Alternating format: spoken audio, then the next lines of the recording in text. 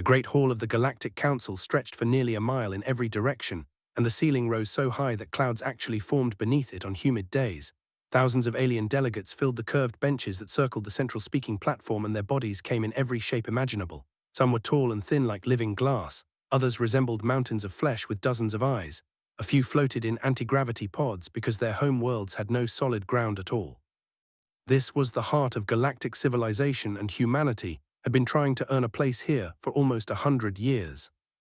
Ambassador Morris walked slowly toward the central platform, and her footsteps echoed in the sudden silence that fell over the assembly. She was 67 years old, with silver hair pulled back from a face that had once been beautiful and was now simply dignified. Her black diplomatic uniform carried no medals or decorations because humans had learned long ago that the alien species considered such displays primitive. She had given this speech or versions of it more times than she could count. 46 times she had stood in this exact spot and asked for the same thing. 46 times she had been refused. Today would be the 47th. She reached the platform, and the translation devices embedded throughout the hall softly as they prepared to convert her words into the thousands of languages spoken by the assembled delegates. Took a deep breath and began to speak. Members of the Galactic Council, I come before you today as I have come many times before. I come on behalf of the 12 billion human beings who call Earth their home. I come on behalf of the 3 billion more who have spread to colony worlds across this region of space. I come to ask once again that humanity be granted full membership in this council with all the rights and responsibilities that such membership entails.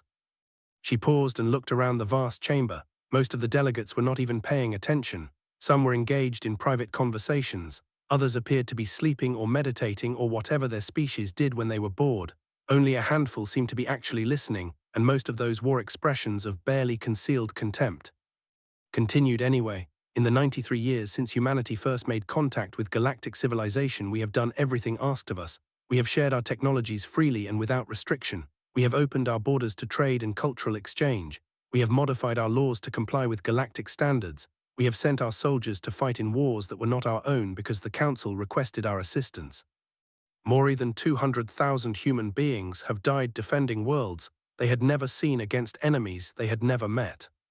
Now a few more delegates were paying attention. The mention of military service always got their interest because humans had proven surprisingly effective in combat.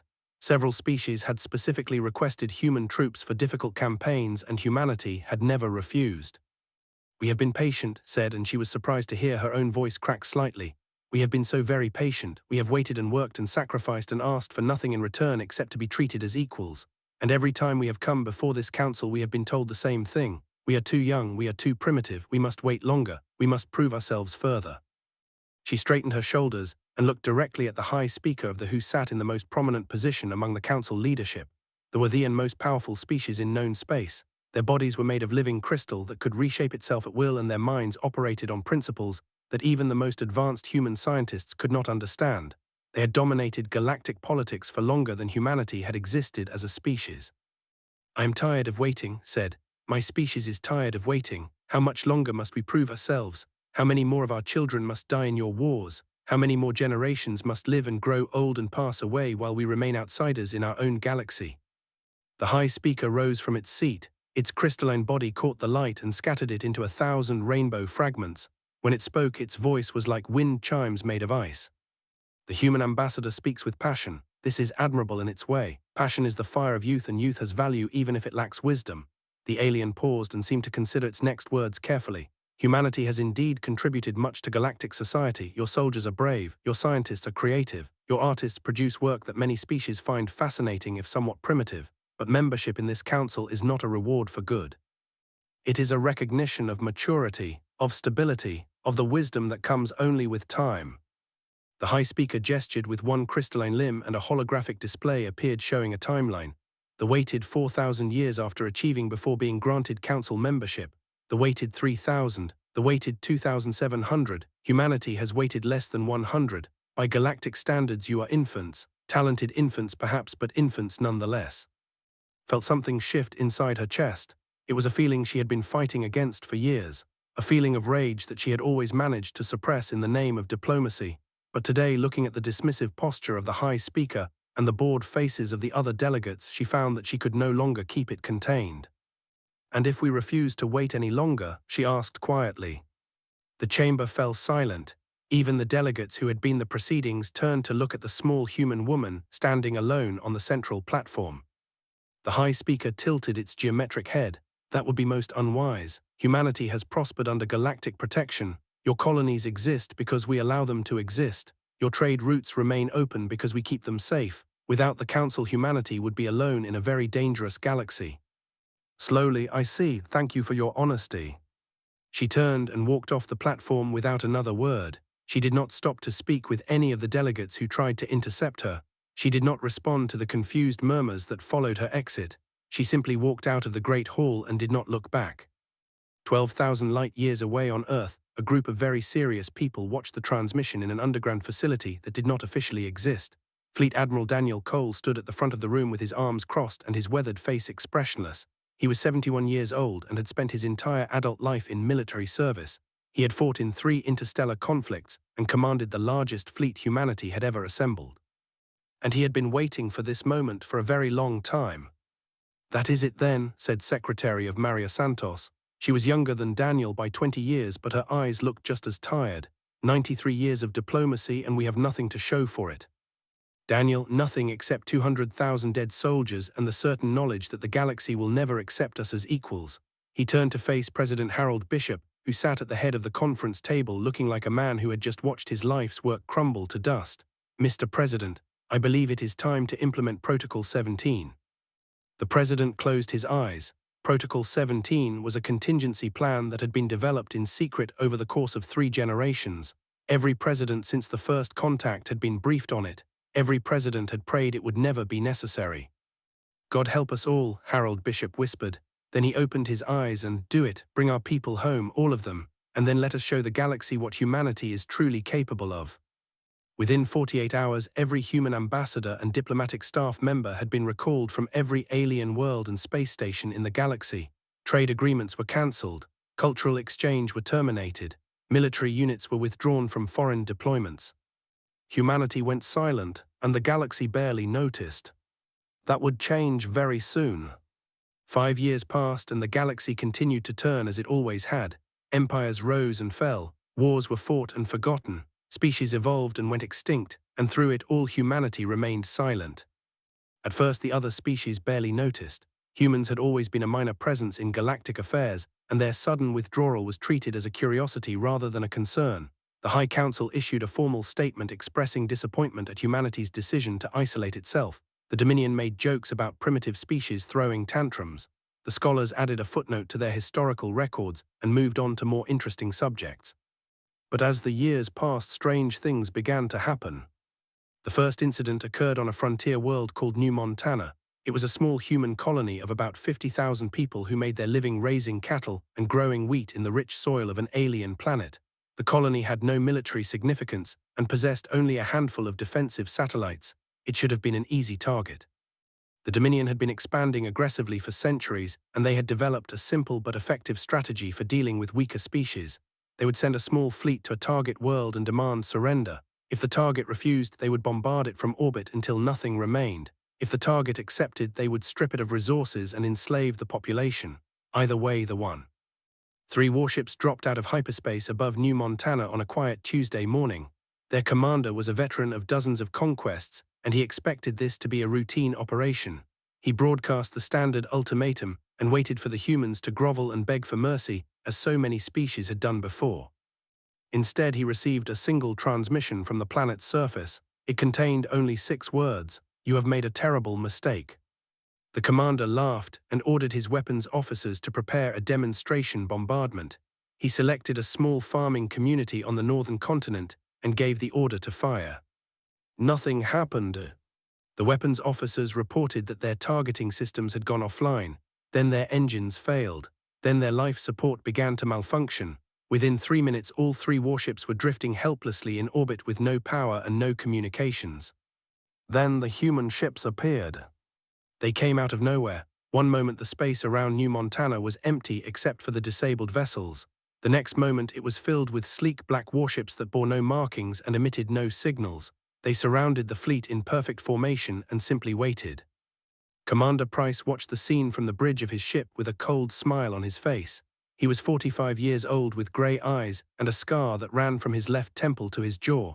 He had been stationed at New Montana for 3 years waiting for exactly this moment. "Commander," said his tactical officer, "the ships are completely disabled, they pose no threat." "I know, but they came here intending to kill or enslave 50,000 innocent people. They need to understand that such actions have consequences." He pressed a button on his command console. "Vessels, this is Commander Price of the United Earth Force. You have entered human space without authorization and have attempted to attack a human colony. This is an act of war." Static crackled over the communication channel as the commander struggled to respond. "Human vessel, this is territory. The Galactic Council has not recognized your claim to this system. You have no legal authority here." "The Galactic Council," said slowly and deliberately, "can go to hell. This is human space because humans live here. That is the only authority we need." He cut the communication channel and turned to his weapons officer. "Destroy them, all 3 ships, no survivors." The tactical officer hesitated for just a moment. "Sir, they are helpless, they cannot fight back." His expression did not change. "I know, that is the point. They have spent centuries terrorizing weaker species because they believed no one would stop them. Today they learn that humanity is not a weaker species. Today they learn that attacking our people has a price, and that price is death." The human warships opened fire. The vessels were vaporized in seconds. There was no debris, there were no escape pods, there was nothing left at all. "Filed a single report to Earth Command. Threat neutralized, no casualties on our side, returning to standard patrol." Then he took his fleet and vanished back into the void. The Dominion did not learn. They sent a larger fleet to New Montana, 12 warships this time, including a massive dreadnought that had never been defeated in battle. They were confident that this show of force would humble the humans and restore. All 12 ships were destroyed within an hour. Not a single human vessel was damaged. Word began to spread through the galaxy. The humans had changed. They were no longer the patient diplomatic species that had spent decades begging for acceptance. They had become something else, something dangerous. On the forest world of a human scientist named Belle watched the news reports with growing concern. She was 62 years old and had spent the last 30 years living among the peaceful people, studying their culture and learning their ways. There were gentle beings who resembled tall, slender trees with faces carved into their bark. They had no military and no interest in galactic politics. They simply wanted to live in harmony with their ancient forests. But they had discovered valuable minerals beneath those forests, and they did not care about harmony. Learned about the mining plans from her friends who came to her with tears running down their wooden faces. The Galactic Council had approved the request. The forests would be destroyed within a year. Millions would lose their homes and their sacred places. Many would die. Thought about what she had seen in the news reports. She thought about the ships burning above New Montana. She thought about the silence from Earth that had lasted for 5 years. And then she made a decision. She sent a single message to Earth using a communication code that she had been given decades ago when she first came to. She had never used it before. She had hoped she would never need to. The message was simple: "The need help, please come." 3 days later, a human battle group appeared in orbit above. 15 warships arranged in combat formation, with weapons charged and shields raised. Fleet Captain Webb broadcast a message to the mining vessels that had already begun preliminary surveys. "This world is under human protection. You will leave immediately. You will not return. This is not a request." The commander protested. He cited Galactic Council regulations and trade agreements and diplomatic protocols. He threatened to report this incident to the High Council. He demanded to speak with human authorities. Webb responded with a single sentence: "You have 1 hour to leave space. After that, I will open fire." The left, they filed complaints with every diplomatic body in the galaxy. They demanded sanctions against humanity. They called for military intervention. No one answered. The other species had seen what happened to they had no desire to find out what would happen to them if they challenged humanity directly, and so they did nothing. On Earth, President Harold Bishop watched the reports from with a mixture of pride and sorrow.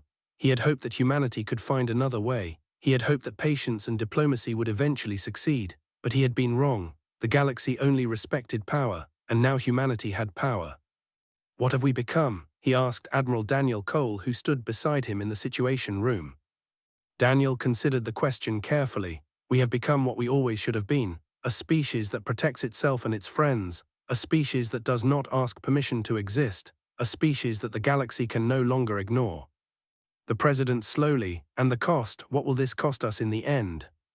Daniel Cole looked at the tactical displays showing human fleets deployed across dozens of star systems. He looked at the intelligence reports documenting the growing fear among alien species. He looked at the future that humanity had chosen for itself.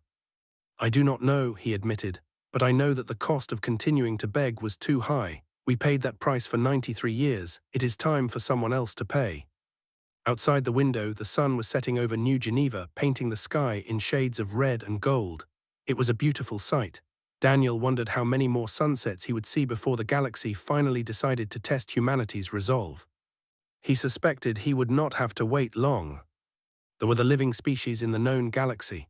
Their civilization had existed for more than 12 million years, and they had witnessed the rise and fall of countless empires. They did not participate in politics or warfare. They simply observed and recorded and remembered.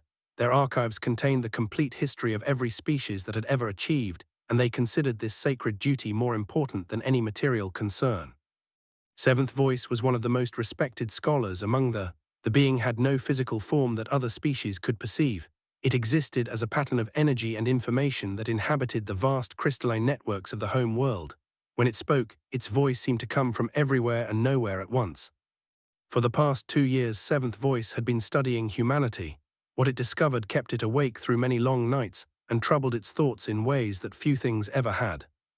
You must see this, Seventh Voice told the High Archive Council. All of you must understand what has happened.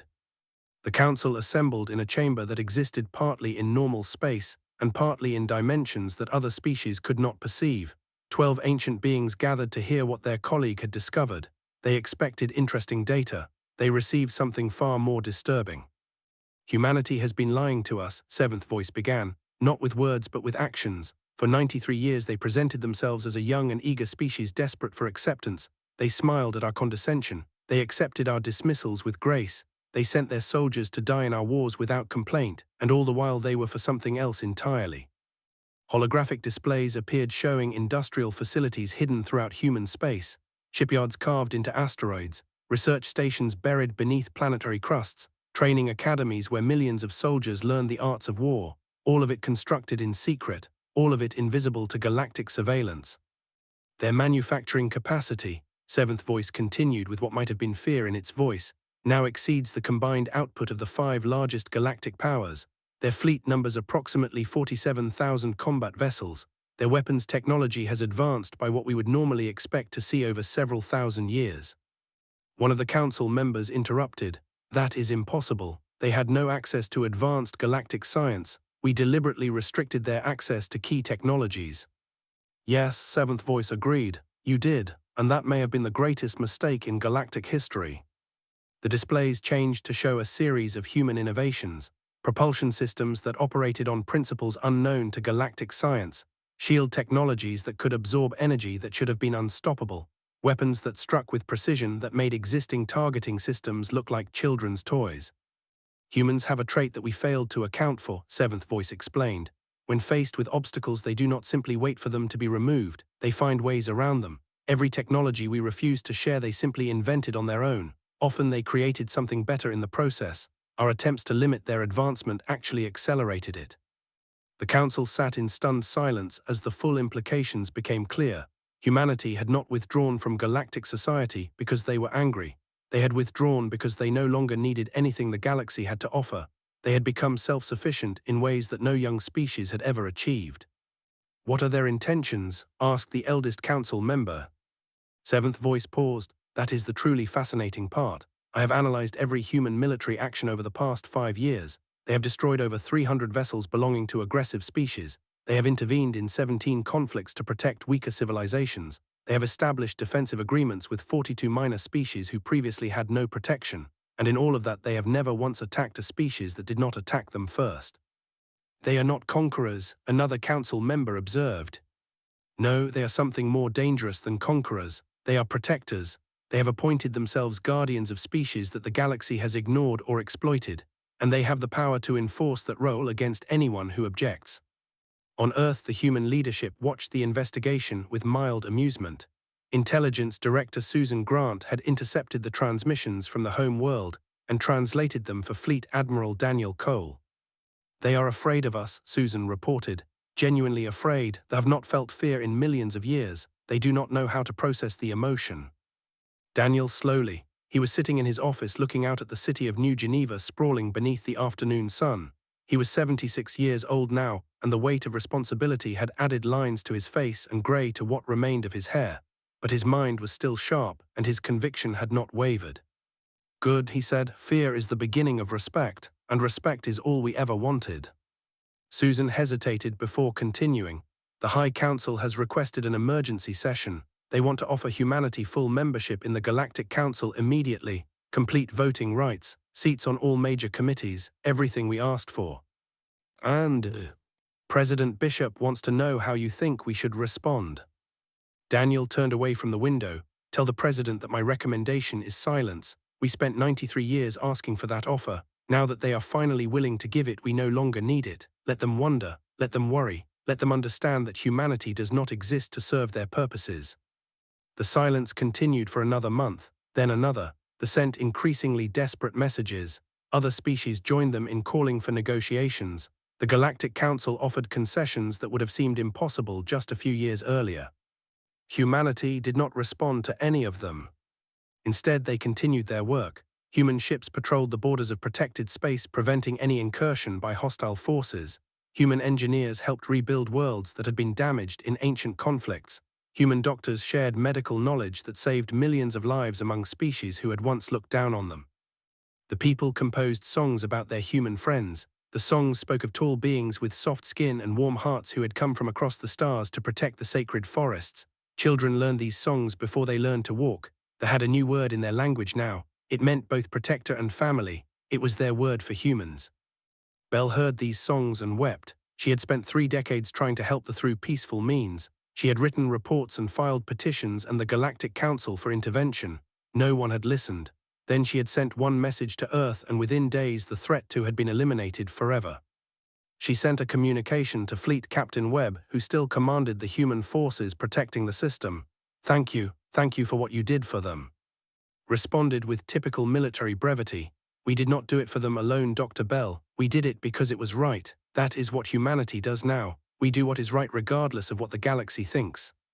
Read those words many times, she remembered the old humanity, the patient humanity, the humanity that had smiled through insults and worked within systems that were designed to keep them powerless. That humanity was gone now. In its place was something harder and stronger and far more dangerous. She was not sure if that was a good thing or a bad thing, but she was certain of one thing: the galaxy would never be the same.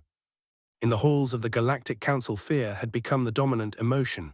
Species that had once dismissed humanity as irrelevant now spoke of them in whispers, spread about human capabilities that were probably exaggerated but might not be. Every species with a guilty conscience wondered if they would be the next target of human justice. The High Speaker addressed the Council in an emergency session. Its crystalline body flickered with that indicated distress. "We must act. If we allow humanity to continue unchecked, they will reshape the entire galaxy according to their own vision."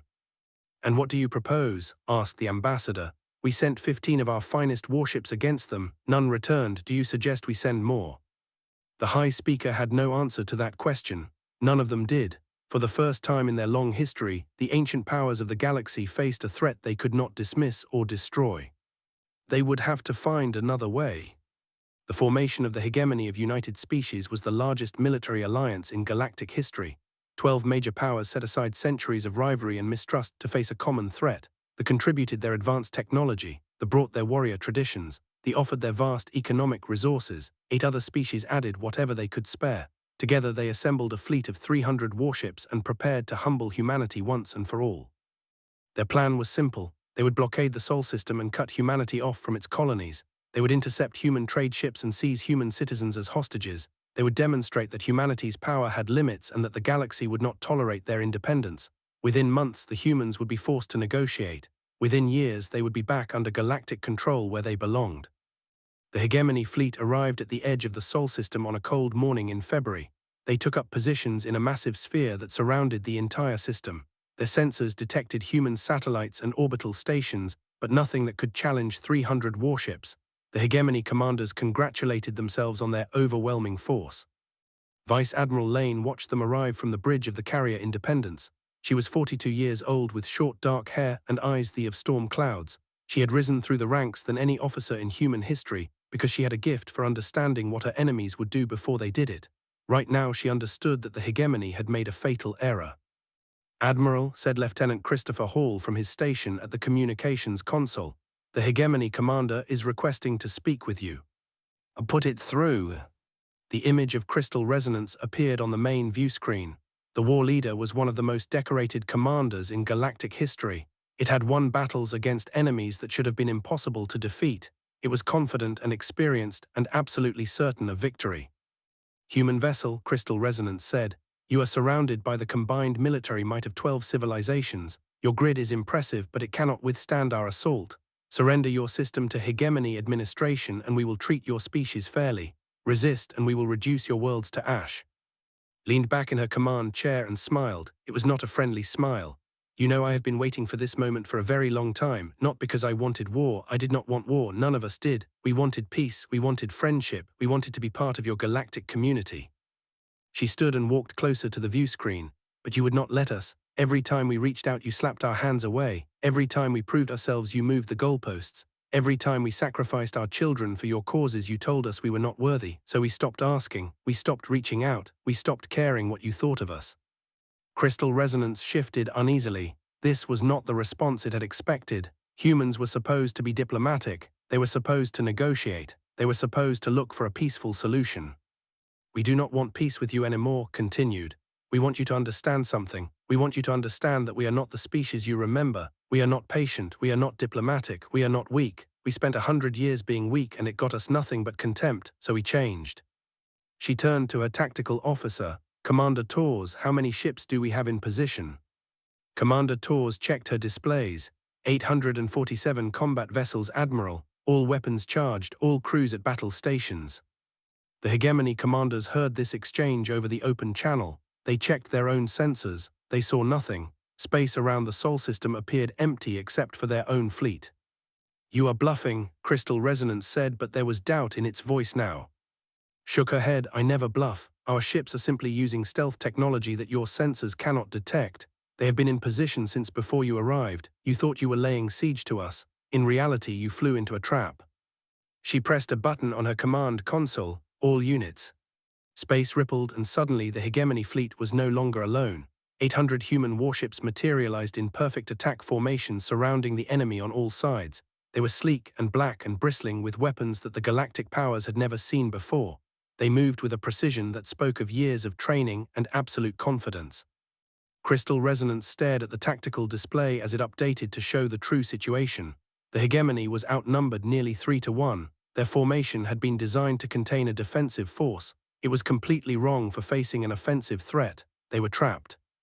"My grandmother used to tell me stories," said. "Stories about the old days when humans fought each other. We were very good at fighting. We practiced for thousands of years. We developed it into an art form. Then we went to the stars and we thought we had found something better. We thought we could leave the violence behind." She returned to her command chair. "We were wrong, but we never forgot how to fight, and now you are going to learn what that means." Crystal Resonance made a decision. "All ships, emergency retreat, jump to hyperspace immediately." The hegemony vessels tried to flee. Their engines engaged and their hyperspace drives began charging. For a moment it seemed like they might escape. Then the human ships opened fire. The battle lasted 6 hours. It was not really a battle at all. It was a systematic destruction of a force that had no hope of winning. Human weapons punched through hegemony shields like they did not exist. Human targeting systems tracked enemy vessels with perfect accuracy. Human pilots flew with a skill that bordered on supernatural. The flagship was the last to fall. Crystal Resonance watched as its crew abandoned ship in escape pods. It watched as Lane's fleet systematically disabled every weapon and every engine. It watched as its proud vessel became a helpless wreck drifting in the void. A final transmission came from the Independence. "Crystal Resonance, this is Vice Admiral Lane. You are defeated, your fleet is destroyed, but I am not going to kill you. I am going to let you live so you can go back to the Galactic Council and tell them what happened here. Tell them that humanity is done being patient. Tell them that any species that threatens us will be destroyed, and tell them this." She paused to make sure every word was clear. "We are humanity, we are done being underestimated, and we are just getting started." The human fleet recovered the hegemony escape pods. They provided medical treatment to the wounded. They gave food and water to the survivors. They treated their defeated enemies with respect and dignity, even though those enemies had come to enslave them. Then they sent them home. Crystal Resonance arrived at the home world aboard a human transport ship. The High Council demanded a full report. Crystal Resonance gave them one. It described the battle in precise detail. It explained how every hegemony tactic had been anticipated and countered. It admitted that the combined might of 12 civilizations had been swept aside like it was nothing. What are they? The High Speaker demanded. Crystal Resonance thought about the question for a long time. It thought about the patient species that had smiled through decades of humiliation. It thought about the warriors who had destroyed its fleet with terrifying efficiency. It thought about the medics who had treated wounded enemies with compassion. They are humanity, it finally said, and I do not think we understood what that meant until now. The hegemony collapsed within a month. They withdrew their support, first blaming them for the disaster. The followed claiming they had never wanted war in the first place. One by one, the other species abandoned the alliance and sought separate agreements with Earth. The Galactic Council, which had dominated galactic politics for millions of years, found itself suddenly irrelevant. Its member species were too busy making peace with humanity to attend meetings. Its resolutions were ignored. Its authority was questioned. On Earth, President Harold Bishop watched the collapse with mixed emotions. He had never wanted this. He had spent his career believing in diplomacy and cooperation. He had hoped that humanity could find its place in the galaxy through patience and goodwill. But he had been wrong. The galaxy did not reward patience, it rewarded power, and now humanity had more power than any species in history. What happens next? He asked Admiral Daniel Cole. The old admiral looked at the stars visible through the window. He thought about all the species that had dismissed humanity. He thought about all the battles that had been won. He thought about the future that stretched out before them. Now we show them what kind of power we have. Not the power to destroy, the power to protect, the power to build, the power to create something better than what came before.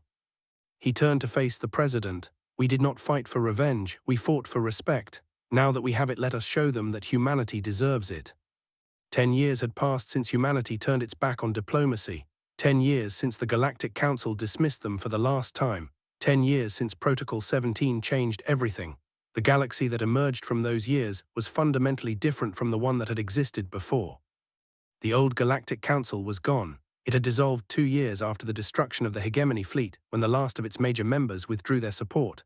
In its place stood something new. The Forum of Free Peoples met in a space station that humanity had built specifically for the purpose. It orbited a neutral star far from any species' home world. Its halls were designed to accommodate beings of every shape and size. And its rules were very different from those of the council it replaced. Ambassador Morris stood at the central podium looking out at delegates from more than 300 species. Her silver hair had turned completely white in the decade since her last speech to the Galactic Council. Her face bore the lines of a woman who had witnessed history change course, but her voice remained strong, and her conviction had never wavered. Delegates, she began, we gather here today not as masters and servants, not as ancient powers and young supplicants. We gather as equals. Every species represented in this chamber has the same rights and the same voice regardless of how long they have traveled among the stars. She paused and looked at the faces around her. Some were familiar, many were new. Species that had never had a voice in galactic affairs now sat in positions of. The delegation occupied a prominent section near the front. Their wooden faces were carved in expressions of joy that had learned to recognize over years of study. I will not pretend that humanity wanted this responsibility. We asked only to be treated with dignity. When that was denied, we took matters into our own hands. Some call that aggression, we call it self-respect. Some say we have become tyrants. We say we have become what the galaxy needed us to become. The delegate rose to speak. Her name was Singing Oak, and she had been a sapling when Belle first came to her world 30 years ago. Now she was a respected leader among her people, and she spoke for all of them. The humans came to us when we had lost all hope. They asked for nothing in return. They protected our forests and our children and our sacred places. They could have demanded tribute. They could have claimed our world as their own. Instead, they gave us friendship. That is not the act of tyrants. That is the act of family. Similar voices rose from around the chamber. Species after species spoke of human aid and human protection. They told stories of human doctors healing the sick, human engineers rebuilding damaged worlds, human soldiers standing guard against threats that would have overwhelmed lesser defenders. The picture that emerged was not of conquerors but of guardians. Not everyone was happy with the new order. The delegation sat in bitter silence throughout the proceedings. Their empire had been reduced to a shadow of its former glory. Their technology was no longer the most advanced. Their opinions were no longer the most important. They had gone from rulers of the galaxy to just another species among hundreds. There were worse. Many of their warrior clans refused to accept peace with humanity. They launched raids and attacks from hidden bases throughout the frontier. Human forces hunted them down one by one, but new threats always emerged. Some conflicts, it seemed, would never truly end. And there were those who whispered darker concerns. They said that humanity had become exactly what it once feared. They said that protecting the weak was just another form of control. They said that one species holding so much power was dangerous regardless of how benevolent it claimed to be. Admiral Daniel Cole heard these whispers and thought about them often. He was 81 years old now and had retired from active service 3 years earlier. His body had grown frail, but his mind remained sharp. He spent most of his days in his garden watching his play and thinking about what humanity had done. His daughter-in-law, Captain Rachel Stone, visited him often. She commanded a patrol vessel on the frontier and had seen firsthand the difference human power made in the lives of weaker species. She had also seen the fear in the eyes of those who wondered if humanity would always use that power wisely. "Do you ever regret it?" she asked one afternoon as they sat together watching the sun set over the hills. Protocol 17, everything that came after. Daniel took a long time to answer. He thought about Morris standing in the Galactic Council chamber begging for acceptance. He thought about the 200,000 soldiers who had died fighting in wars that were not their own. He thought about the hegemony fleet burning in the darkness of space. "I regret that it was necessary," he finally said. "I regret every life lost on both sides. I wish we could have found another way, but regret the decision itself." He shook his head slowly. "No, we spent a century being patient. We spent a century playing by their rules, and they treated us like children. Sometimes the only way to earn respect is to demand it." "Rachel, the council species are complaining again. They say we are too aggressive, too willing to use force." Daniel smiled. It was the same quiet smile he had worn when he first proposed Protocol 17 all those years ago. "Let them complain. Words are cheap. We learned that lesson the hard way." On the other side of the galaxy, the scholar's seventh voice was completing its definitive history of humanity's transformation. The work had taken 5 years to compile, and it drew on sources from every corner of known space. When it was finished, it became required reading for students of every species. The conclusion read as follows: humanity did not conquer the galaxy, they simply stopped pretending to be weak. For nearly a century they presented themselves as a young and eager species desperate for acceptance. They smiled through insults. They worked within systems designed to keep them powerless. They sacrificed their children for causes that were not their own. And when that approach failed, they tried something different. They showed the galaxy what they truly were. The existing power structures could not adapt quickly enough. They had grown accustomed to human patience and human diplomacy and human willingness to compromise. When that stopped, they did not know how to respond. Some tried negotiation, some tried force, all of them failed. But here is the crucial point that many observers have missed. Humanity did not turn its back on diplomacy because they loved war. They turned their back on diplomacy because diplomacy had failed them. And in doing so, they reminded the galaxy of an ancient truth that many species had forgotten. Peace is not the absence of conflict. Peace is what happens when everyone agrees that fighting is not worth the cost. The old Galactic Council maintained peace by that weaker species could not challenge stronger ones. Humanity maintains peace by that aggression against the weak carries consequences. The first approach created stability through oppression. The second creates stability through justice. The galaxy is still learning which approach is better, but one thing is certain: the species that wants for acceptance now holds the fate of civilizations in their hands, and so far at least they have used that power with more wisdom than those who held it before. Whether that will continue remains to be seen. History will judge humanity by what they do in the centuries to come, but for now at least the galaxy has reason to hope, and hope is something that many species had forgotten how to feel. Captain Gregory Nash read this passage aboard the carrier Resilience as his ship patrolled the outer reaches of known space. He was 45 years old with steady hands and a calm demeanor that his crew found reassuring. He had never sought command. He had simply proven himself worthy of it through years of dedicated service. "Captain," said Commander Amy Porter from her station at the tactical console, "we are receiving a distress call. A colony is under attack by unknown hostiles. They are requesting assistance." Gregory raised an eyebrow. "They are asking us for help?" "Yes, sir. They specifically requested human intervention. Their grid has been overwhelmed. They estimate civilian casualties in the thousands if help does not arrive soon." Gregory thought about everything that had happened between humanity and he thought about the decades of dismissal. He thought about the hegemony fleet that had come to enslave his people. He thought about the bitterness that still simmered between their species. Then he thought about the thousands of innocent civilians who would die if he did nothing. Set a course, he said, maximum speed, and tell the crew to prepare for combat operations. Amy and began orders. The Resilience's engines roared to life and the great ship leaped toward the stars. Gregory leaned back in his command chair and allowed himself a small moment of satisfaction. This was what humanity had fought for, not dominance, not revenge, not the satisfaction of seeing their former tormentors humbled. They had fought for the chance to be who they truly were, a species that protected the weak, a species that punished the cruel, a species that responded to calls for help even when those calls came from old enemies. The galaxy had trembled when humanity turned its back on diplomacy. The great powers had fallen, the old order had crumbled, and from the ashes something new had emerged.